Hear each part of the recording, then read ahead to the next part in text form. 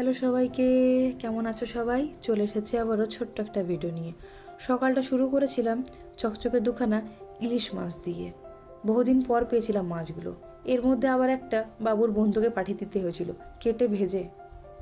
রান্নাঘরে চলে এসেছিলাম সব জোগাড়যন্ত্রী করে। রান্নায় ছিল অনেক কিছু, তার জন্য বড় কড়াইটা বসাতে হয়েছিল মেয়ের জন্মদিন উপলক্ষে। ও কিছু বন্ধু বলে রেখেছে, আমিও কটা কাছের মানুষ বলে রেখেছি। সবাই মিলে আনন্দ হই হুল্লোড় করে খাওয়া দাওয়া হবে। মশলাটা কষানো হয়ে গেছে। এদিকে কুকারে করে একটু মটর সিদ্ধ করে নিয়েছিলাম। বেশি সিদ্ধ করিনি, কেন কি মশলাটা দিয়ে আরও 2-3টে সিটি মারবো, ব্যাস তারপরে হয়ে যাবে ঘুগনি। আর করে নিয়েছিলাম আলুর দম। বাইরে হিটারে বসিয়েছিলাম দুধ পায়েস করার জন্যে। সুন্দর ফুটে গেছে। এর মধ্যে দিয়ে দেবো এই যে মাখিয়ে রেখেছিলাম চাল ঘি দিয়ে, সেটাই। এটা আস্তে আস্তে হতে হতে ভিতরে গিয়ে বাকি রান্নাগুলো সেরে ফেলেছিলাম। এবার করছিলাম আলুর দমটা। তার জন্য যা যা লাগে, ওই পেঁয়াজ কুচি, টমেটো কুচি, বাকি মশলা সব কিছু দিয়ে এই যে কষানো হয়ে গেছে। দইটা ঢালবো, তখনই সিটিগুলো কমপ্লিট। কুকারের ঢাকনাটা খুলে দিয়ে নিয়েছিলাম কোচানো লঙ্কা আর কোচানো ধনেপাতা। রংটা কি সুন্দর হয়েছে না? ধনেপাতা দিয়ে তারপরে দিয়ে নিয়েছিলাম একটু ছোলা মশলা। টেস্টটা বেশ সুন্দর আসবে বলে।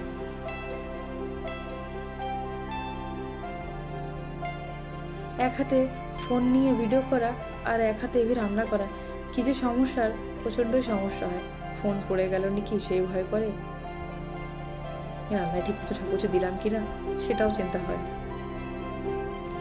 ঢেলে দিয়েছিলাম দই, এটা একটু কষিয়ে তারপরে এর মধ্যে আলুগুলো দিয়ে জল ঢেলে দেবো, হয়ে যাবে আলুর দমটা।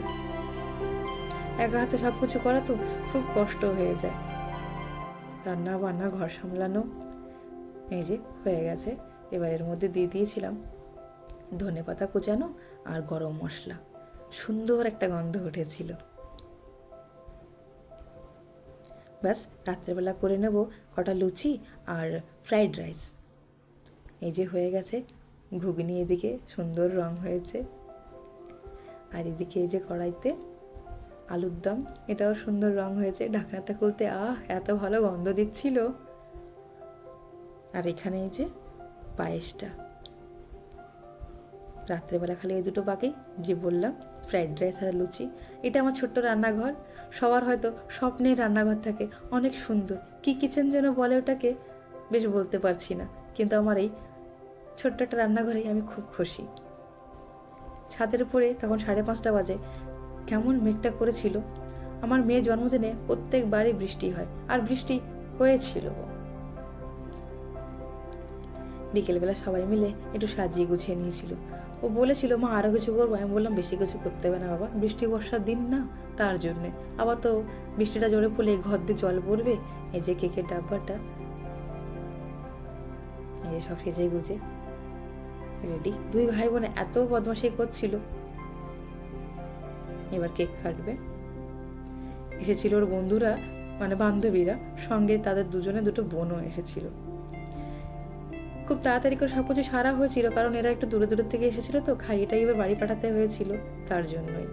সম্পূর্ণটা দেখাতে পারলাম না, খাওয়া দাওয়াটাও তাড়াহুড়োর মধ্যে বললাম ওই যে আমার একার হাতে সব কিছু করা কষ্ট হয়ে যায় তো।